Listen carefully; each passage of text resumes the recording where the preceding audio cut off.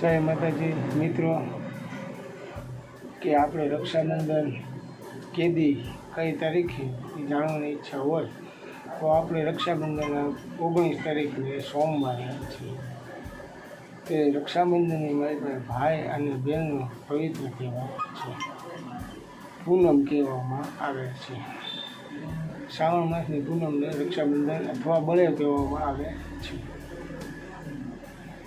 એટલે આ રક્ષાબંધનની માલિકા કે કયા સમયે રાખડી બાંધવી બેને ભાઈને બાંધવી, કે જાણવાનું એમ થાય કે એમાં ભદ્રકાળનો સમય છે.